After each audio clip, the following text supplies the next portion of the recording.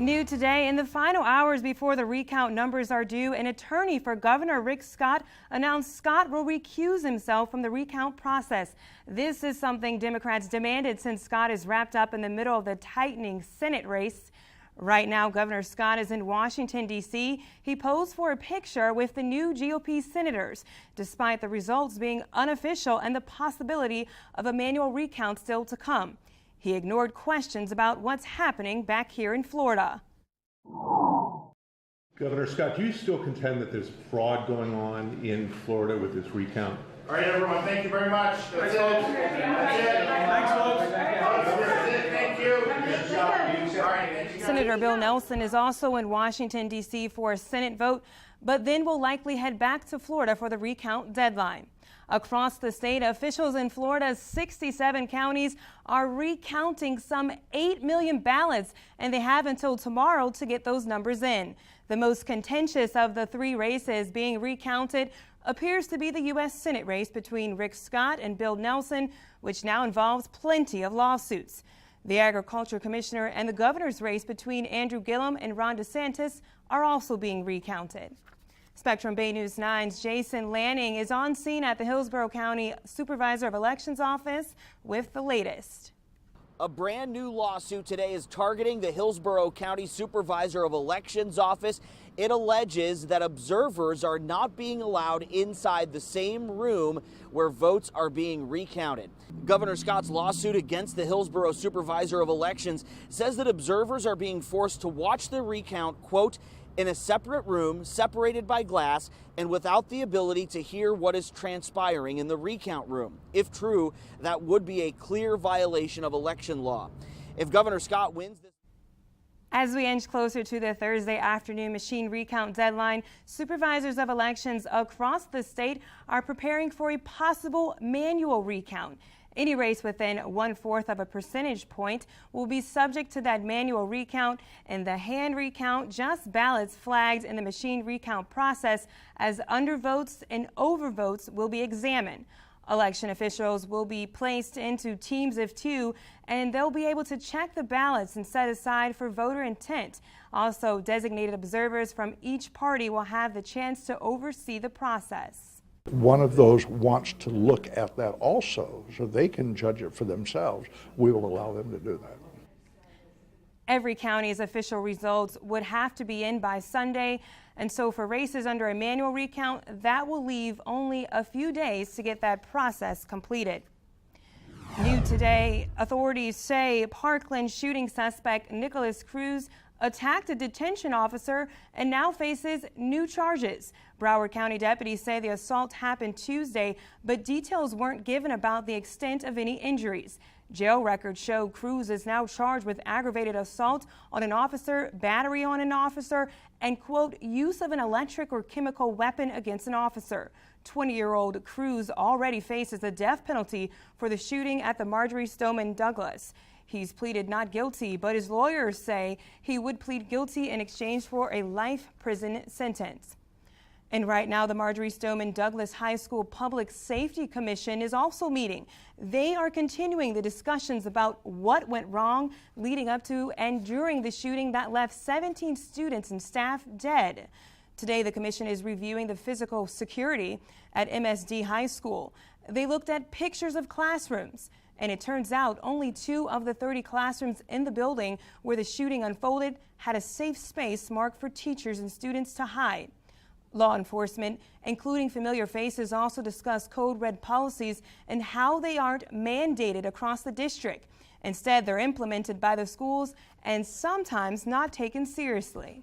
Every day, those teachers and those administrators are going there trying to bring kids together to educate them, and that's their business. And all of this is an additional requirement, and to some of them, they just see it as a burden that's never going to occur. Well, bingo, it did occur. Multiple teachers advised. This session runs through Friday, then they'll reconvene in December. The group will create a report with improvements to turn over to the governor in January. Also in the courtroom today, the competency hearing for the Tampa man accused of running down a new Tampa father on purpose has been delayed. A judge already ruled McKees Morse is incompetent to stand trial. However, the state requested yet another evaluation from the doctor, and the judge agreed. That evaluation was October 8th, and today those results were supposed to be revealed. However, it got pushed back to next week. The deadly crash happened in June. Investigators say Morse ran over and killed Pedro Agriberry while riding a bike with his sons. He's charged with first-degree murder. A man accused of killing his wife has been sentenced to life in prison. It was 1 year ago. Prosecutors say Keith Duke stabbed his wife Michelle in Tampa, then chased her and her children to a neighbor's house where he then shot and killed her.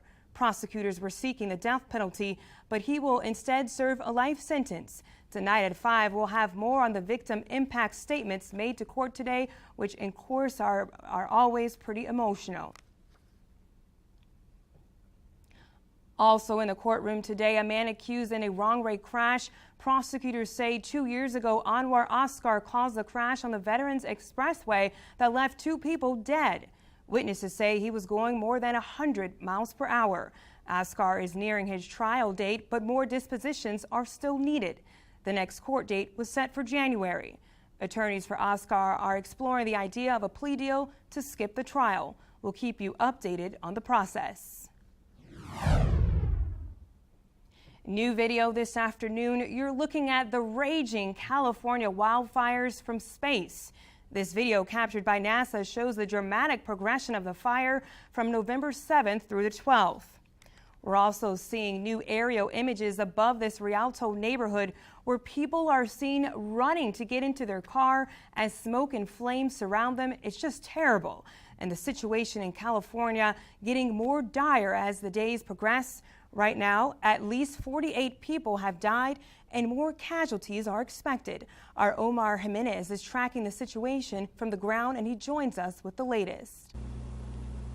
Firefighters have been making progress on the multiple wildfires continuing to burn up and down the state of California, but the Camp Fire to the north remains the deadliest the state has ever seen, already burning an area larger than the city of Atlanta. Now here further south in Malibu, this is a place that has been affected by the Woolsey Fire. This is what it looks like throughout the day today, still burning, still leaving a lot of smoke, I should say, throughout the canyon area in this southern part of California. And while they have made progress, there is still a long way to go to get these completely contained.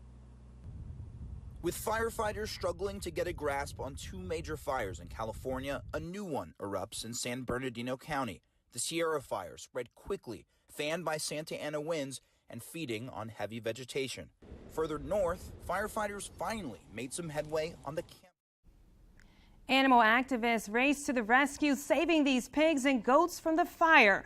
They're now safe in wonderful hands as students and faculty from UC Davis School of Veterinary Medicine volunteered to help nurse them back to health. It's very, very emotional for them just to see her still alive and doing better. The school says the work they're doing is at no cost to animal owners and is made possible by donations. If you'd like to help the cause, we've provided the link on our website, baynews9.com.